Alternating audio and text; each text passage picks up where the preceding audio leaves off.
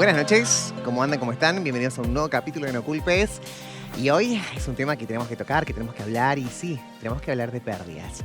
Nuevamente, la segunda parte. Hablamos anteriormente, semanas atrás, con grandes especialistas, cómo enfrentarlas, cómo afrontar, y la verdad es que hubo muchísima repercusión. Repercusión que nos hizo pensar también con todo el equipo de producción que merecemos esta segunda parte.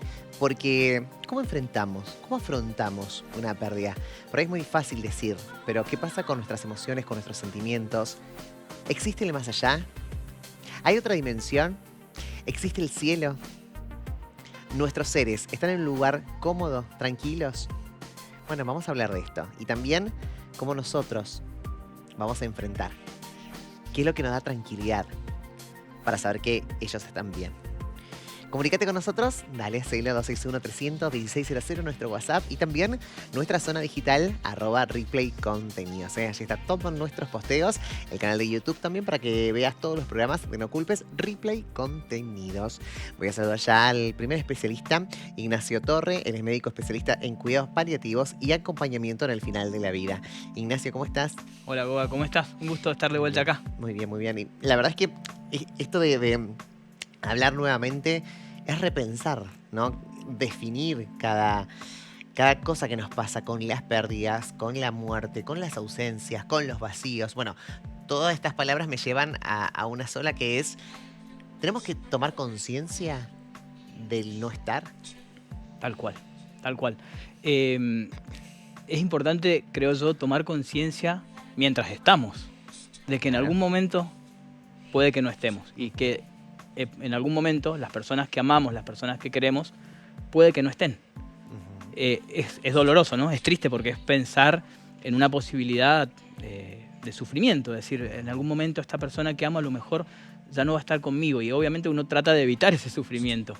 Pero son temas que si los tocamos, que si los abordamos con tiempo, cuando pasen, si pasan, y yo creo que a todos en algún momento nos va a pasar, todos en algún momento vamos a acompañar a alguien que parta, o nos va a tocar partir a nosotros. Entonces, si los tocamos de antemano, si los charlamos, si los tenemos puestos sobre la mesa, probablemente el sufrimiento al momento de vivirlo sea mucho menor. Son temas que no dejan de ser dolorosos, pero no es lo mismo tenerlo ya en cierta forma masticado, en cierta forma hablado, ¿no? Sí, sí, sí. Cuando uno habla de enfrentar y de... Qué difícil se hace cuando dan el diagnóstico, ¿no? De un ser querido que dice, bueno, te quedan 2 meses, 3 meses, y uno dice, ¿cómo lo acompaño? Pero no desde la lástima, porque a veces la lástima nos lleva a un sobreacompañamiento. ¿A qué me refiero con esto? Que excedemos, ¿no? el acompañar a esta persona, ¿no? En tiempo, en gestos, en emociones también. Entonces, qué difícil, ¿no? Ayudar sin dar lástima, sino desde el acompañamiento de la par. Muchas veces queremos hacer en un corto tiempo lo que a lo mejor no pudimos hacer o no nos dimos el tiempo de hacer a lo largo de un montón de la vida, digamos, ¿no? Entonces, estas situaciones, cuando nos toca, vos bien usaste la palabra enfrentar, ¿no? Cuando nos enfrentamos a un diagnóstico, nos enfrentamos a un pronóstico, enfrentar, estar enfrente de. Ya no está enfrente, ya empezamos a estar nosotros de ese lado. Nos pone en perspectiva la realidad de que somos finitos, de que somos seres mortales, ¿no? Entonces, ahí nos entra el apuro de querer hacer, querer acompañar, quiero aprovechar el tiempo. Y muchas veces, yo siempre le digo a los pacientes y a las familias, ¿no? No hablamos de tiempos, porque en realidad en medicina es difícil hablar de tiempos, de esto de que es muy de las películas, ¿no? El de te quedan 6 meses, te quedan 3 meses. Hoy en día los tratamientos han cambiado, cada paciente es distinto, cada enfermedad es distinta, y hablar de tiempos a veces es medio peligroso. Pero sí sabemos que cuando aparecen estas enfermedades o estas situaciones, el tiempo es limitado y nos lo hace ver, ¿no? Vemos que realmente el tiempo es limitado, y ahí es cuando nos entra el apuro. Entonces, el mensaje siempre es aprovechar el tiempo ahora que podemos, ahora que estamos sanos, no esperar a que nos pase algo para tener que hacer todo de golpe, porque es esto, como vos decís, queremos sobrecuidar, queremos aprovechar el tiempo al máximo, hagamos esto, hagamos lo otro, vamos a hacer un viaje ya porque no sabemos cuánto tiempo vamos a vivir, y a lo mejor eso digamos, es un extremo, es ir a un extremo que no sé cuánto bien le puede hacer a la otra persona, ¿no? Total. Siempre es un placer escucharte, Ignacio. Y bueno, vamos a compartir esta charla con Daniel Caballero, es nuestro amigo también de la casa. Hace, no sé, llevamos 4 años en Oculpe, hace 3 que está con nosotros prácticamente. Daniel, ¿cómo estás? Nuestro padre sacerdote. Hola, Goga, hola Nacho, qué lindo ¿Qué tal, Daniel? escucharlos. ¿Y cómo les va? Qué lindo verlos del otro lado, a toda la gente que está viéndonos. Qué temazo hoy, la verdad. Sí. Gracias por traerlo otra vez nuevamente aquí a la mesa. Mucha gente pregunta. En realidad no estamos preparados para la muerte, ni la propia ni la de los seres queridos, ¿no? ¿Quién lo estaría? Es una realidad que nos genera muchas preguntas. Yo diría que la mejor forma de afrontar las pérdidas es caer en el realismo, como decía Nacho recién, de que no solo la pérdida final de la vida de un ser querido o la propia es una pérdida, sino que a lo largo de la vida vamos sufriendo muchas pérdidas. Vamos dejando etapas, por ejemplo, de la vida que ya no volverán, ¿no? Dejamos de ser niños para comenzar una etapa de adolescencia, donde ya ese niño queda atrás y aprender a morir a ese adolescente porque empieza la etapa del trabajo, de la adultez, hasta que un día tenemos que decir, bueno, ya quedó atrás esta etapa, tantas cosas que no podemos lograr y hacer y ya no vamos a hacer en la vida para empezar a vivir una tercera etapa, ¿no? De la adultez, de la ancianidad, la tercera etapa tan linda de la vida que ojalá todos podamos llegar. Lo cierto es que no hay recetas para esto. Lo mejor es vivir el día a día, el momento, ser realistas.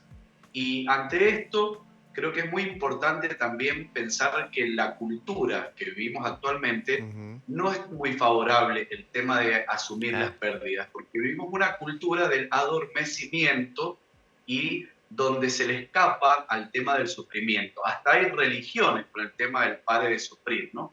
Por eso qué importante que en esta cultura actual en la que vivimos, donde se intenta tapar el sufrimiento con calmantes, con tranquilizantes, con incluso personas que están sufriendo la pérdida de un ser querido, por ejemplo, una pareja que vivió muchísimos años y de golpe me pasó hace poco que toda la familia intentaba que esta señora que perdió a su pareja no llorara, entonces la invadieron con un montón de calmantes. Ella no estaba acostumbrada a tomar calmantes, porque el tema era que no tenía que sufrir. Y fíjense hasta dónde llega nuestra cultura, que evitamos el sufrimiento. ¿No es cierto que las pérdidas, los fracasos, son parte de la vida? Y es muy necesario sufrirlos y afrontarlos. De hecho, quizás Ignacio lo puede expresar mucho mejor que yo, pero antiguamente era muy común que nuestras abuelas, nuestros padres, llevaran, por ejemplo, a los velorios a los niños para que vieran, para que hicieran el proceso del duelo. Hoy intentamos no ver el sufrimiento del otro. No nos gusta que sufra, entonces tapamos el sufrimiento. Y mucho más pensar que se va a morir esa persona, que un día no estará. Así que bueno, creo que desde el punto de vista humano, lo mejor que nos puede pasar es afrontar esta realidad también con realismo, ¿no? Porque es parte del proceso natural de la vida. Pero también desde el punto de vista religioso, pensemos que desde la antigüedad, todo un montón de religiones, no solo la cristiana, tienen una visión eterna de la humanidad, ¿no? La vida no es solamente finita, termina con la muerte, sino que diversas filosofías antiguas y diversas propuestas cristianas y no cristianas tienen una visión del más allá. Lo cierto es que no se habla mucho de cómo será, ni qué es lo que nos espera. Incluso hasta el mismo Jesús dijo muy poquito, simplemente me voy a prepararles un lugar y volveré para llevarlos conmigo, ¿no? En la casa de mi padre hay muchas habitaciones, pero no habló mucho del tema. Lo importante no es el cómo será o a dónde. Una imagen figurativa es la imagen de cielo, ¿no? Es decir, bueno, habrá un cielo, un lugar paradisíaco. Total. Pero en realidad la visión más bonita es decir, nuestras almas, nuestra persona es lo que va a trascender.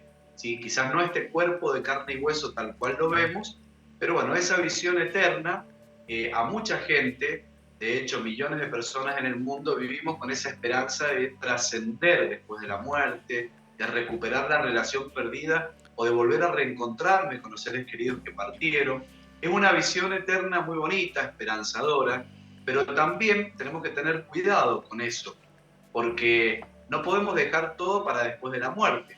o Total. dejar o hacer todas las cosas cuando tenemos un pronóstico de muerte. Ya el tiempo se nos acotó. Cuando nos dicen que una persona tiene muy poco tiempo de vida o que está en una etapa, en un tránsito final de su vida con una enfermedad grave, por ejemplo, ya es tarde. Por eso yo siempre me gusta pensar que lo que existe es el hoy, porque el pasado ya fue. El futuro es incierto, no sabemos qué vendrá, pero lo que sí tenemos como claro es el presente. Y más viviendo después de una pandemia, donde mucha gente Total. nos dejó de improviso, muchos no pudimos despedir a nuestros familiares, se nos murieron de un día para el otro, y nos quedó esa sensación como de incertidumbre, de vacío. Entonces, bueno, qué lindo poder hoy compartir todo lo que podamos, amar todo lo que podamos, disfrutar todo lo que podamos. Si no, nos va a pasar como aquellos que dicen, cuando me jubile, cuando tenga tiempo voy a viajar, y de pronto Claro. nos volvemos grandes, ya las piernas no funcionan y no Eso. vamos a disfrutar o no vamos a poder hacer ese viaje tan soñado, ¿no? Eso, ¿no? Y quiero ir un poquito con Ignacio, sabias palabras, Dani, en todo lo que dijiste. Esto de, me voy a quedar puntualmente con el tema de sufrimiento. Es cierto que el sufrimiento lo tomamos como parte de la cultura y la cultura a su vez nos impulsa a sufrir constantemente. Es una emoción que, sin lugar a dudas, uno la liga a las enfermedades, a la muerte, ¿no? Esto de ir muriendo de a poco también, porque estoy sufriendo. Esto, ¿a qué se debe según tu óptica, digamos? ¿Cambiaría mucho si cambiamos el sufrimiento por una transición? Digo, lo que estoy pasando es una transición, un sufrimiento. Te mareé un poco, me Muy parece, buena pero... pregunta. Mira, en cuidados paliativos manejamos un concepto que un poco lo charlamos en la entrevista anterior, que es lo que llamamos dolor total o sufrimiento total, que es que cuando una persona está con dolor o con algún tipo de sufrimiento físico, se afectan todas las áreas de la vida de esa persona. El sufrimiento físico, el dolor físico muchas veces genera un sufrimiento social, porque uno por dolor no puede salir a trabajar, eso hace que no pueda mantener a su familia, eso lleva a un sufrimiento económico. Existe un sufrimiento espiritual, que Daniel puede dar testimonio de esto mejor que yo, que es que uno empieza a preguntarse un montón de cosas, ¿no? ¿Qué me va a pasar? ¿Por qué me está pasando esto? Hay un sufrimiento emocional, tiene que ver más con el lado psicológico de los cambios que me están pasando, cómo voy a manejar determinadas situaciones. Entonces el sufrimiento físico termina afectando todas las esferas de la vida. En cuidados paliativos lo que buscamos normalmente es disminuir el sufrimiento, no como el concepto de la persona no tiene que sufrir, porque como decía Daniel, todos pasamos o atravesamos ciertos sufrimientos que muchas veces son enseñanzas, son aprendizajes, pero si podemos calmar el dolor físico y mejorar las otras áreas de sufrimiento para que esa persona pueda tener una visión mejor, que pueda pensar con más claridad, que pueda estar más tranquilo para dejarse acompañar por su familia y demás, está en nuestras manos hacerlo. Los cuidados paliativos, sabes que tienen un origen dentro de la religión. Cuento así mínimo la historia. En año siglo III después de Cristo, Santa Fabiola de Roma. Santa Fabiola de Roma, que es la patrona de los divorciados, pero en este caso vamos a hablar de la parte de cuidados paliativos, funda el primer hospicio, que era un lugar donde Santa Fabiola recibía a las personas enfermas para cuidarlas, para darles alivio, y tenía toda la voluntad de la parte humana, de los cuidados compasivos, pero le faltaba la parte de la ciencia. Pasan los años, pasan los siglos, siglo XIX, la medicina del siglo XIX tenía todos los conocimientos y toda la base científica para ayudar a las personas que se estaban muriendo, que estaban sufriendo, para aliviarlos, pero le faltaba el cuidado compasivo. Dejamos de, los médicos en esa época, dejamos de cuidar a las personas. Nos dedicábamos a tratar el síntoma, a tratar la enfermedad. Sí, te doy un remedio, como decía Daniel, te doy un remedio para aliviarte el sufrimiento, te empepo para sacarte los dolores, pero ¿quién se preocupaba de lo que le estaba pasando en el corazón a esa persona, lo que le pasaba por la cabeza, su espíritu, sus emociones? Sí, total. Entonces, los cuidados paliativos vienen a unir estas dos cosas. Vienen a unir la ciencia, el conocimiento, la mejor evidencia científica para ayudar desde la medicina, junto con el cuidado compasivo. No dejar de lado ninguna de las dos cosas. Te puedo aliviar el dolor, pero quiero aliviar todo tu sufrimiento. Mejorar tu calidad de vida hasta el último momento. Y eso es lo que buscan los cuidados paliativos en sí, ¿no? Encontrar ese equilibrio entre ciencia y cuidados compasivos. Y te agrego una cosita que me quedé pensando. Recién mencionamos la palabra pérdida y la palabra duelo.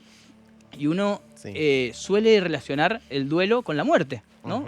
O como decía recién Daniel, todas las pérdidas, ¿no? El duelo, podemos tener duelo por un montón de pérdidas a lo largo de la vida, y uno lo relaciona como algo malo el duelo, ¿no? Como estoy duelando, me duele, es un momento de dolor, de sufrimiento extra al que ya tuve.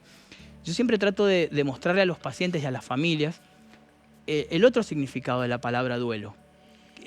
Vamos a la Edad Media. ¿Qué era, o un poquito más adelante, qué era batirse a duelo? Era un desafío. Claro. Te desafío. Batámonos a duelo. Elijamos armas. Elijamos la espada, el revólver. Y es un desafío.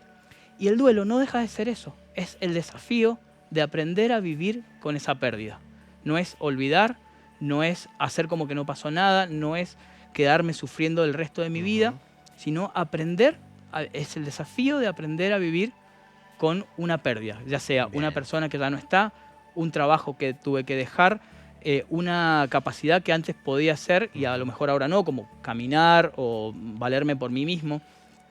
Y si uno lo ve desde el lado ese, desde el lado de el desafío, ya deja de ser algo tan negativo y es como, esto es una prueba que tengo que aprender a superar, ¿no? Entonces eso le cambia mucho la visión a los pacientes y a las familias. Sobre todo. Una batalla que uno, por ahí digo, es consciente en esta parte, pero cuando te toca batallar te ves más débil que fuerte, ¿no? Porque en un momento decís, ¿en qué va a terminar todo esto? ¿No? Porque la gran pregunta cuando uno tiene una enfermedad, ¿no? O por ejemplo, vamos a dar el nombre, cáncer. Cuando uno le agarra cáncer, vos decís, ¿cómo voy a terminar? ¿Me voy a morir? ¿Voy a seguir viviendo? Y obviamente que la lucha del ser humano es persistir en esta tierra, porque obviamente hay etapas que todavía no se cumplieron porque queremos seguir en esta tierra. Sin embargo, bueno, empieza ahí la dualidad mental también, ¿no? Entre la mentalidad y la espiritual empieza, porque uno quiere quedarse, pero tiene que alimentar a su vez con emociones positivas, ¿no? Y ahí es donde uno entra en cómo lo alimento. Y acá, ¿no? Te quería preguntar, Dani, de esto de emociones positivas. Hay una gran dualidad, ¿no? Entre lo que la razón y la emoción en esta parte de la religión, donde uno dice, bueno, si voy a ir al cielo, ¿no? Digo, si lo llevamos al ámbito religioso, voy al cielo donde está Dios, donde está Jesús, donde está la Virgen, y voy a estar bien. ¿Por qué crees que los seres humanos o la mayoría de las personas que practican la religión católica o cristiana siguen teniendo miedo al no existir? Bueno, porque todavía tenemos una falta de educación, y eso es universal, ¿no? Con respecto a la muerte. Como es un enigma, nadie sabe lo que pasa del otro lado, nos da todavía un poco de temor el cómo será. Entonces, incluso la pregunta, ¿cómo será mi propia muerte? ¿En qué momento, en qué edad de mi vida? Creo que nadie se la quiere hacer, ¿no? O tratamos de evitarla. Pero, bueno, justamente porque nos da incertidumbre todo aquello que no conocemos. Incluso cuando hay gente que quiere viajar, por ejemplo, a ver un familiar o conocer otra parte del mundo, y como tiene temor a lo que hay del otro lado y no sé si me va a ir bien, o el temor, por ejemplo, de un chico que elige una carrera nueva y dice, bueno, no sé si me largo o no a la meta porque no sé si me va a ir bien. Entonces eso te frena siempre. El miedo, el temor es algo inevitable. Pero es muy importante primero tomar conciencia de que llegará tarde o temprano, que puede también ser realista, que podemos llegar a atravesar un proceso de enfermedad y preguntarnos cómo estoy armado para esa lucha. Si me llegara a tocar una enfermedad, vos nombraste recién, por ejemplo, el cáncer o cualquier tipo de enfermedad terminal. Estamos hablando de la vida de cada uno de nosotros, no de un ser querido, porque se disparan diversas herramientas. Una cosa es la pérdida de la propia vida y poder imaginarnos si tengo las herramientas para afrontar mi muerte, una enfermedad terminal. Por ejemplo, hay mucha gente que le han diagnosticado una enfermedad que no es mortal, pero que tienen que aprender a convivir con ella, como una diabetes, con insulina dependiente o no, como enfermedades como la fibromialgia, o otro tipo de enfermedades parecidas donde la persona con mucho cuidado, incluso por ejemplo el HIV, que gracias a Dios con un estudio a tiempo, con mucho cuidado, hay personas que llevan una vida totalmente normal, ¿no? Pero tienen que hacerse la pregunta, ¿no? Y aparece la pregunta, ¿cómo será mi muerte? Bueno, creo que el temor es parte de todo, pero otra cosa es también cómo acompañar cuando nos enteramos de un ser querido, una pareja, un hijo, un padre, que sufre, un amigo, una amiga, una enfermedad terminal. Ujú, Y ahí hay algo que es muy importante, que es el respeto al tiempo que necesita la otra persona. Porque cuando te diagnostican una enfermedad terminal o que la muerte es inminente, automáticamente el paciente entra en un periodo de aislamiento social que llamamos. Nosotros comprobamos, por ejemplo, en la visita a los enfermos, Ignacio seguramente que tiene miles de experiencias de esto, ¿no? Una cosa es el acompañamiento familiar, hacer de todo para que esa persona se ujú, sienta bien, pero es inevitable que esa persona entre en un mundo donde en sí mismo se empieza a preguntar cuándo será, ¿no? Me llegó el final, ya se acabó. Entonces hay que respetar ese tiempo, ujú, porque esa persona necesita prepararse.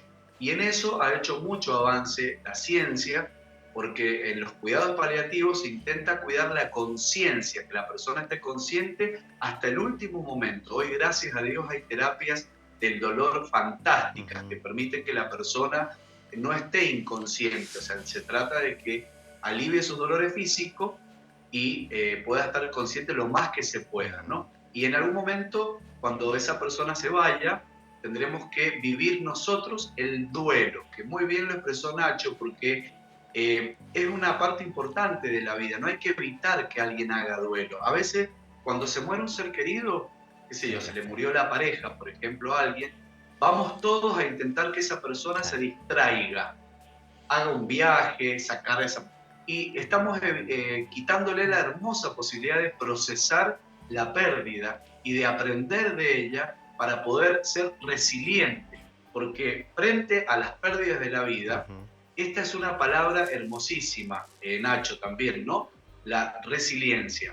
Si yo logro Tal atravesar el cual. duelo, ujú, aún con dolor, porque vamos a sufrir, pero podemos aprender mucho, salir airosos de esa experiencia y no solo vamos a crecer ujú, humanamente, sino también vamos a poder ayudar a otros. Hay mucha gente ujú, que ha logrado hacer un duelo de un modo excelente, ujú. aprendiendo de eso y hoy está ayudando a otras personas a transitar su propio duelo, ¿no? Otorgando herramientas para poder vivirlo de un modo más humano. El duelo es parte de la vida y es una hermosa oportunidad para poder cerrar Ujú. también una etapa con alguien, de cariño, de amor Total. o de amistad. A veces uno se pone a pensar en, ¿no? El tema de qué no da esperanza, ¿no? Digo, uno se aferra o al médico o a una medicación o a ciertas terapias o hasta la misma religión, ¿no? ¿Alguna vez te pasó, Dani, de esto vos crees desde tu lugar que por ahí hay mucha presión en la religión o en la espiritualidad? ¿A qué me refiero con esto? A que por ahí la gente coloca su esperanza en necesito sanar, necesito que me sanes, que me sanes, que me sanes, y a veces no sucede, ¿no? Como la persona quiere. Y esto trae desilusión y frustración. ¿Crees que a veces se le ejerce una presión muy alta a las religiones, a la espiritualidad? Yo creo que eso, qué buena la pregunta, es actual, no es antiguo, no Ujú, es histórico. Es de la cultura moderna, del tratar de evitar el sufrimiento. ujú, Entonces surge toda una propuesta que para mí entender es totalmente negativa, nefasta, superficial, ujú, que es hacer una propuesta espiritual a alguien para que evite el sufrimiento, ujú, ¿no? Porque es parte de la vida. La mujer trae desde el comienzo de la vida humana con los dolores de parto, venimos al mundo, ¿no? Con los dolores de parto de la mamá. Por lo ujú, tanto, el sufrimiento es parte natural del proceso de la vida. No podemos evitar el sufrimiento. total. Pero las religiones, desde la antigüedad y también la religión cristiana, católica, intentamos ayudar a las personas con herramientas para que le den un significado al sufrimiento. En el caso de los cristianos, el sufrimiento de Cristo en la cruz que Ujú, padeció por la humanidad y ofreció lo que él estaba sufriendo por todos, nos da sentido también al propio sufrimiento. Yo muchas veces le digo a los pacientes que no dejen de ofrecer lo que les pasa, porque es una ujú, hermosa oportunidad para la santificación personal, para ujú, ofrecer la propia vida y darle sentido a ese sufrimiento, a tal ujú, punto que a muchos enfermitos que voy a visitar, ya sea en una terapia, en una clínica o en un domicilio, les digo que ustedes son misioneros con ese sufrimiento, porque si yo lo tomo al sufrimiento, que no queda otra, porque están postrados en una cama o están transitando una enfermedad de por vida, pero si yo ese sufrimiento es una queja constante y un motivo para mí de peso, se hace el doble de sufrimiento. Pero si yo ayudo a esa persona y le doy sentido y le digo, mira, esa cruz que te ha tocado, ofrecela por tu familia, ofrecela por todas las personas que sufren. Le estoy dando sentido a ese sufrimiento, a esa cruz pesada que le ha llegado a su vida, que nos puede llegar a cualquiera de nosotros y hay que aprender a aceptarla. De hecho, fíjense que Jesús nunca propone evitar el sufrimiento, al contrario, Él lo puso como condición sine qua non, fundamental. Dijo, el que quiera seguirme, cargue con su cruz de cada día y me siga. La parte de la vida, de la propuesta de Jesús, es asumir que en la vida tenemos fracasos, sufrimiento, nos va a tocar a veces sufrir la pérdida, a veces también nos va a tocar sufrir que algo no nos sale como queremos, los proyectos frustrados, ¿no? Etcétera. Total, Dani. ¿Qué? Y sí, Ignacio. Quería agregar, me quedé pensando, creo que usaste una palabra muy linda, que es la esperanza. Digo, a mí como médico de cuidados paliativos me toca estar en un lugar duro pero privilegiado, donde yo puedo ver, digamos, los pacientes cuando llegan a mí o a cualquier equipo de cuidados paliativos, en general vienen con ciertos temores, ciertos miedos, porque es como si te mandan al médico de paliativos es porque ya no hay nada para hacer. Y esa es una frase que siempre les digo a los pacientes. Cuando alguien te dice no hay nada para hacer, es cuando yo más tengo para hacer. Porque a lo mejor no voy a poder curarte. La esperanza de curarte o de sacarte este problema de encima no está en mis manos, pero sí la de aliviarte. La esperanza apuntada a otro objetivo. La esperanza apuntada a mejorar tu calidad de vida, a que puedas vivir una vida digna hasta el momento de la partida. Y que tu partida también sea digna. Y desde la ciencia, esa esperanza la podemos ofrecer. Y desde la religión, desde la espiritualidad, también enfocar la esperanza a esto que dice Daniel. Es tan importante, ¿no? Por eso siempre en los equipos de cuidados paliativos yo trato de involucrar siempre a los ministros de la fe, ya sea el sacerdote, ya sea el pastor, sea el rabino, pero que haya un ministro de fe, porque el pilar de la fe, en este tipo de situaciones donde uno se plantea qué me va a pasar, qué hay del otro lado y todos los miedos que vienen, el tener el apoyo de la fe, que muchas veces la ciencia no tiene palabras para estas cosas, está buenísimo que el pilar de la fe lo pueda solventar, lo pueda sostener. Entonces es importantísimo. Hay como una idea loca así de, no sé si loca, pero es una idea media vieja ya, de que es o la ciencia o la fe.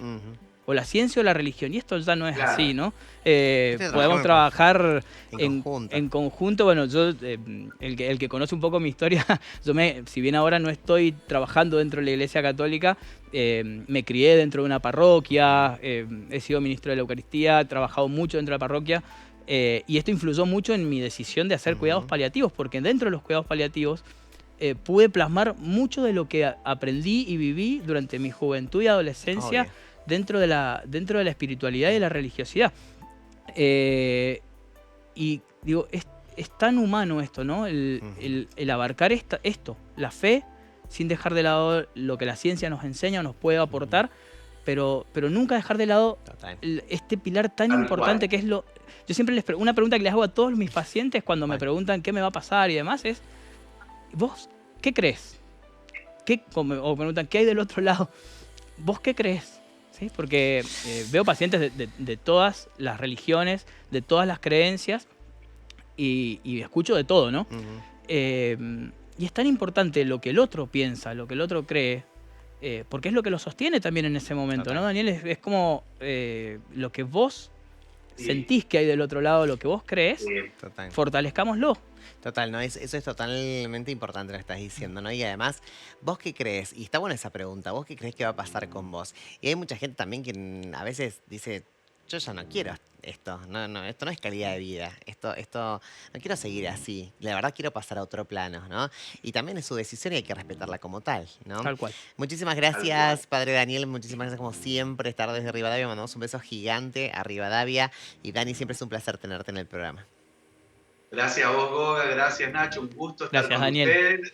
mucha esperanza, mucha fuerza y qué lindo que podamos hacer este programa, que la gente se quede tranquila, que hay un trabajo interdisciplinar y humano en favor de todas las personas, Total. tanto la ciencia médica como la espiritualidad, para ayudar a transitar el dolor y las pérdidas. Así que gracias por invitarme y bendiciones para ustedes. Muchas Muchas gracias, Dani. gracias. Gracias. Gracias, Ignacio. Como siempre es un placer tenerte. Gracias, Goga. Gracias a ustedes estar en casa. Muchísimas gracias como todas las noches por acompañarnos. Y sí, como todas las noches te digo, a veces nada, hay que creer, hay que tener fe. Pero también si tu decisión es cambiar de plano, bueno, también hay que hacerlo. Gracias por acompañarnos. Chao.